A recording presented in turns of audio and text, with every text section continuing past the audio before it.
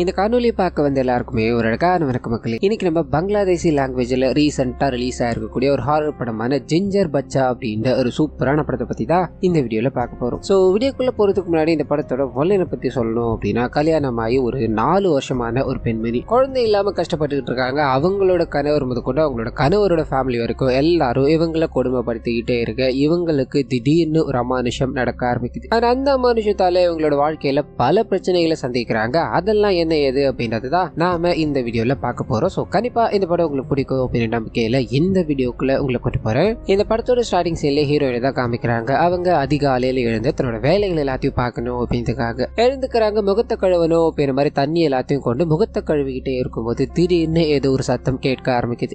இவங்களுக்கு பாத்தீங்கன்னா இந்த பேச்சு திறன் அப்படின்றது இல்ல, காது மட்டும் நல்லா ஷார்ப்பா கேட்கும். இதனால திரும்பி பார்த்துக்கிட்டே இருக்கும்போது அந்த சத்தம் அதிகரிக்க ஆரம்பிக்குது. இவங்களோட கண்ணு முன்னாடி ஏதோ ஒரு உருவத்தை பாக்குறாங்க. அந்த உருவத்தை பார்த்ததும் பயந்து போய் பொத்துன்னு கீழே விழ அப்படியே கட் பண்ண அந்த உருவத்தை நமக்கு காமிக்கிறாங்க. ஸோ உடம்பு முழுக்க ஒரு மாதிரி செம்மண் எல்லாத்தையும் பூசிக்கிட்டு ஒரு சின்ன குழந்தை மாதிரியான ஒரு மர்ம உருவம் இவங்களை எட்டி பார்த்துக்கிட்டே இருக்க அப்படியே கட் பண்ண. இது கதிகாலையில் இவளை கட்டினதுல இருந்து நம்மளோட ஃபேமிலிக்கு விடிவு காலம் அப்படின்றது இல்லவே கிடையாது. ஒவ்வொரு நாளும் நானும் கத்தி பார்த்துட்டு எந்த வேலையுமே நடக்கிறதாவே தெரியல அப்படின்ற மாதிரி இவங்களோட மாமியாரும் வழக்கம் போல திட்டிக்கிட்டு இவங்களோட விஷயங்களை பத்தி பேசிக்கிட்டு இருக்காங்க. அது மூலமா இவங்களுக்கு கல்யாணம் ஆகி பல வருஷம் ஆயிடுச்சு. இன்ன வரைக்கும் இவங்களுக்கு குழந்தை பிறக்கல. இது இவங்களோட வீட்டுல பெரிய பிரச்சனையா இருக்கு அப்படின்ற விஷயங்கள் எல்லாத்தையும் நமக்கு தெரியப்படுத்துறாங்க. சோ இவங்க காலையில எழுந்து விழுந்துட்டாங்க இல்லையா, இதனால காலையில எதையோ பார்த்திருக்கா, கீழே விழுந்திருக்கா. இதை சாக்கா வச்சுக்கிட்டு ஒரு வேலையும் செய்ய மாட்டாளேன்னு புலம்பிக்கிட்டே இருக்கும்போது ஹீரோயினோட கணவர் இதை பெருசா எடுத்துக்கிற மாதிரி தெரியல. நான் தான் அப்ப வேணான்னு சொன்னேன் இல்லையா, கட்டி வச்சல அனுபவிமா அப்படின்ற மாதிரி திட்டிட்டு அங்க இருந்து போக ஆரம்பிக்க இவங்களோட அதாவது ஹீரோயினோட மாமனாரை காமிக்க ஆரம்பிக்கிறாங்க. அவர் வேலைக்கு போகணும் அப்படின்றதுக்காக எனக்கு தேவையான சாப்பாடு எல்லாத்தையும் கொண்டு வா,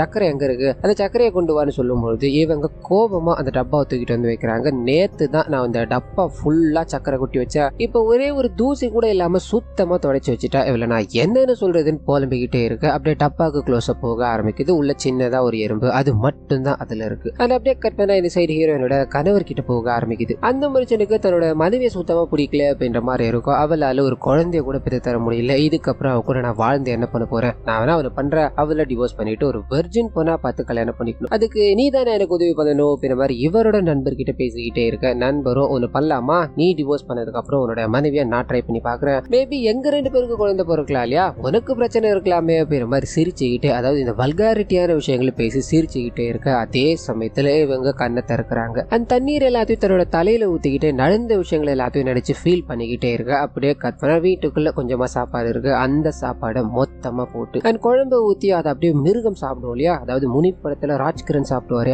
அந்த மாதிரி ஒரு தோரணையில சாப்பிட்டுக்கிட்டே இருக்கும்போது இவங்களுக்கு பக்கத்துல ஒரு பரன் மாதிரி இருக்கும். அதுக்கு கீழே நேற்று ஒரு உருவத்தை பார்த்தாங்க இல்லையா, அந்த உருவம் இவங்களை நோக்கி வந்துகிட்டே இருக்க மாதிரி இவங்களுக்கு தோணு. பட்டுன்னு பயந்து போறாங்க. இவங்களோட ஃப்ரெண்ட் ஒருத்தவங்க இருப்பாங்க. அவங்க வந்து என்ன ஏதுன்னு கேட்கும்போது இவங்க தன்னோட சைகை மூலமா நான் இப்படி ஒரு உருவத்தை பார்த்தேன், அந்த உருவம் அங்க இருந்ததுன்னு சொல்லும் போது இவங்களுக்கு ஒன்னும் புரியல. திரும்பி பாக்குறாங்க, எதுவுமே இல்ல. அப்படியே கட் பண்ண அன்னைக்கு நைட்டு இவங்க தன்னோட பிரேயர்ஸ் பண்ணிக்கிட்டே இருக்கும்போது இவங்களோட கணவர் வேலை எல்லாத்தையும் முடிச்சுட்டு வேகமா வீட்டுக்கு வராரு. நான் முடிவு பண்ணிட்டேன், அவ்வளவுதான், இனிமேல் எனக்கு நீ தேவை கிடையாது அப்படின்ற மாதிரி சொல்லிட்டு போய் உட்கார்றாரு. மொபைல் போன்ல நிறைய விஷயங்களை பார்த்துக்கிட்டே இருக்கும்போது இவரோட மனைவி கிட்ட போக ஆரம்பிக்குது. அந்த மர்ம உருவம் இருக்கு இவங்களோட ஜன்னல் பக்கத்துல நின்றுகிட்டே இருக்க மாதிரியும் இவங்க கிட்ட பேச ட்ரை பண்ணிக்கிட்டே இருக்குது அப்படின்றதையும் நமக்கு காமிச்சுக்கிட்டே இருக்கு. கணவர் இவங்களை ஃபோர்ஸ் பண்ணி இவங்க கூட இருக்கணும் அப்படின்ற மாதிரி ட்ரை பண்ணிக்கிட்டே இருக்கும்போது இவங்க இதை தடுத்து நிறுத்தி பாக்குறாங்க. அதுக்கும் மேலேயும் இவங்க கணவர் பின்னாடி அந்த உருவம் இருக்கிற மாதிரி இவங்களுக்கு தோணிக்கிட்டே இருக்க. பயந்து போறாங்க. கணவர் பிடிச்சி ஒரே தள்ளி விட்டுட்டு வெளியில போய்கிட்டே இருக்கும்போது கணவர் கோபம் அடைகிறாரு. நீ அவ்வளவுதான், வெளியிலவே படுடி, உனக்கு இன்னைக்கு நைட்டு ஃபுல்லாவே வெளியே தாண்டி அப்படின்ற மாதிரி கதவை சாத்திட்டு இவர் தூங்க ஆரம்பிக்க வெளியில போன அவங்கள காமிக்கிறாங்க. சோ கணவர் கிட்ட இருந்து மரியாதை இல்ல, ஃபேமிலி கிட்ட இருந்து மரியாதை இல்ல,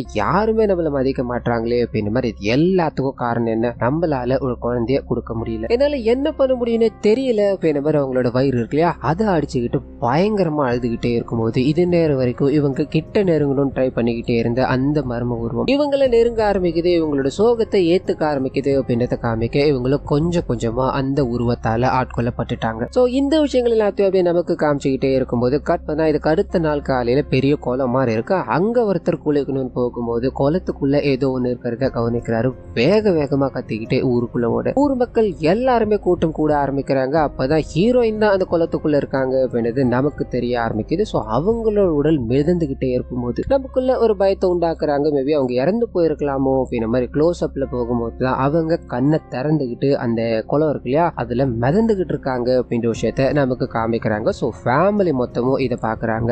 ஊர்க்காரங்களும் பல விஷயங்களை பேச ஆரம்பிக்கிறாங்க. ஜின் இவளை பிடிச்சிட்டான் போல, அவன் தான் இது எல்லாத்தையும் பண்ணிட்டு இருக்கான் போல அப்படின்ற மாதிரி சொல்லிக்கிட்டே இருக்கும்போது இவங்களோட கனவுக்கு அந்த தண்ணிக்குள்ள இறங்கி தன்னோட மனைவியை கூட்டு வரணும் அப்படின்றது பயமா இருக்கு. இதனால தன்னோட அப்பாவை அனுப்பி வைக்கலாம் ட்ரை பண்ணும்போது அவர் தண்ணியில கால வைக்கிற அந்த சமயத்துல அவங்க அப்படி நீச்சல் அடிச்சுக்கிட்டு கரையில இருந்து வர ஆரம்பிக்கிறாங்க. ஊர் மக்கள் எல்லாத்துக்குமே பயம். ஏன் இவங்களோட வீட்டுல இருக்காங்க இல்லையா அவங்களே இவங்களை தொட தயங்குறாங்க அப்படின்ற விஷயங்கள் எல்லாத்தையும் நமக்கு காமிச்சுக்கிட்டே இருக்கும்போது இவங்களோட ஃப்ரெண்ட் ஒருத்தவங்க இருப்பாங்களே அவங்க தேவையான விஷயங்கள் எல்லாத்தையும் பண்ணிட்டு இவங்க கிட்ட நடந்த விஷயங்களை கேட்க ஆரம்பிக்கிறாங்க. அது மூலமா ஒரு குழந்தை என்ன ஃபாலோ பண்ணிக்கிட்டே இருக்கு, அந்த குழந்தை தான் என்ன அங்க கொண்டு போச்சு அப்படின்ற மாதிரி சொல்ல இவங்களுக்கு இது 2வது தடவை இதே மாதிரி சொல்லிக்கிட்டு இருக்காங்க இல்லையா. அடுத்த வாட்டி ஒண்ணு பண்ணு, நான் ஒரு மொபைல் போன் தரேன், அதுல இந்த பட்டன் இருக்கு இல்லையா, இந்த பட்டன் அழுத்துறேன் அப்படின்னா எதிரில் கூறுவோம் இல்ல உன்னையே நீ எடுக்கணும் அப்படின்னாலும் அது அதுல பதிஞ்சிரும். அடுத்த வாட்டி அந்த குழந்தை உன் கண்ணு முன்னாடி வந்தது அப்படின்னா அதை நீ எனக்கு போட்டோ எடுத்து கொண்டு வான்னு சொல்லும் பொழுது இவங்க சரின்னு சம்மதிக்கிறாங்க. அப்படியே கற்பனா வீட்டுல இவங்களோட வீட்டு வேலை எல்லாம் இருக்கும் இல்லையா அதை எல்லாத்தையும் பார்த்துக்கிட்டே இருக்கும்போது இவங்களோட மாமனார் இருக்காரு, அவர் சாப்பிடணும் அப்படின்றதுக்காக கடனுக்காக ஒரு ஸ்வீட்டை வாங்கிட்டு வந்து அதை தட்டுல வைக்கணுன்றதுக்காக ஹீரோயின் கிட்ட கொடுத்து இதை நீ வச்சு கொண்டு வா போன்னு சொல்ல அவங்க வேக வேகமா தட்டு எடுக்கணும்னு போறாங்க. திறந்து பார்த்தா உள்ள ஒண்ணுமே கிடையாது.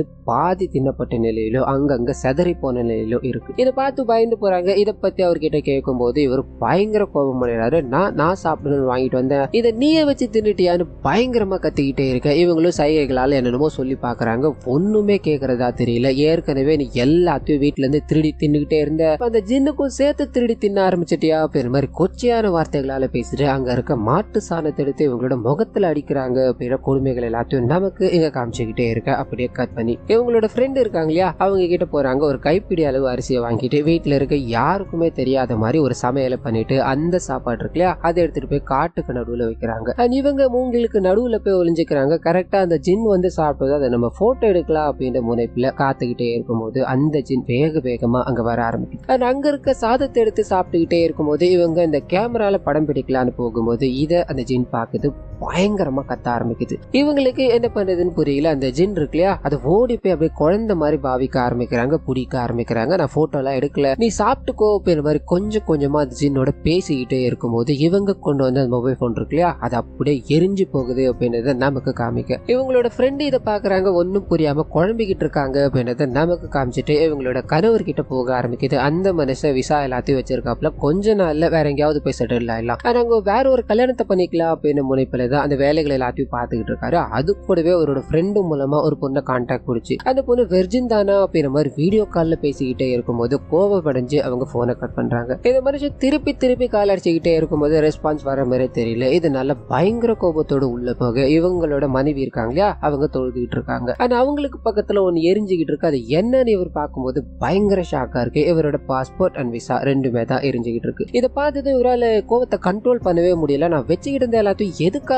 கொளுத்தன அப்படின்ற மாதிரி பக்கத்துல ஒரு அருவா எடுத்து வேக வேகமா வெட்டலான்னு போகும்போது அப்படியே இவரோட கைகள் ஒரு பக்கம் இழுக்க ஆரம்பிக்குது. கால்கள் எல்லாமே அப்படியே நகர முடியாம பொத்துன்னு விழுந்து போக, அதாவது லிட்டரலி இங்க ஒரு ஸ்ட்ரோக் வந்த மாதிரி விழுந்து போய் கிடக்குறாரு. இந்த விஷயங்கள் எல்லாத்தையுமே அவங்க தொழுதுட்டு கண்ணை திறந்து பார்க்கும்போது அவங்களுக்கு அவ்வளவு சந்தோஷமா இருக்கு. அந்த ஜின் குழந்தையாலதான் இது நடந்திருக்கு அப்படின்றத புரிஞ்சுக்கிறாங்க. அப்படியே கட் பண்ண ஃபேமிலி மொத்தமும் சேர்ந்து, அதாவது ஊர்ல இருக்க நிறைய சொந்தக்காரங்க எல்லாம் சேர்ந்து அந்த ஸ்ட்ரோக் விழுந்து போய் கிடக்குறாரு இல்லையா அவரை பார்த்து அழுதுகிட்டே இருக்கும்போது ஹீரோயினோட மாமனார் இருக்காரு. அந்த மனுஷன் இதுக்கப்புறம் இந்த வீட்டுக்குள்ள நான் காலடி எடுத்து வச்சேன் அப்படின்னா அவன் உடம்புல இருக்க அந்த பேயை ஓட்டிட்டு தான் எடுத்து வைப்பேன் அப்படின்ற மாதிரி அங்க இருந்து வேக வேகமா கிளம்ப ஆரம்பிக்க. அதே சமயத்துல வீட்டுக்குள்ள அந்த ஜின்னை இவங்க குழந்தையா வச்சு அந்த ஜின்னுக்கு தேவையான இனிப்புகள் எல்லாத்தையும் கொடுத்து அதை சந்தோஷப்பட்டு பார்த்துக்கிட்டு இருக்காங்க அப்படின்றத நமக்கு காமிச்சுக்கிட்டே இருக்கும்போது அப்படியே கற்பனை அன்னைக்கு ஈவினிங் ஆக ஆரம்பிக்குது. ஸோ ஒரு சாமியாரை கூப்பிட்டுக்கிட்டு அந்த வீட்டுக்குள்ள இருக்க அமானுஷத்தை ஓட்டணும் அப்படின்ற மாதிரி வர ஆரம்பிக்க அந்த மனுஷன் காலடி எடுத்து வச்சதும் இங்க ஒரு சின்ன பையனோட ஜின் இருக்கு, அதுதான் இங்க இருக்கிற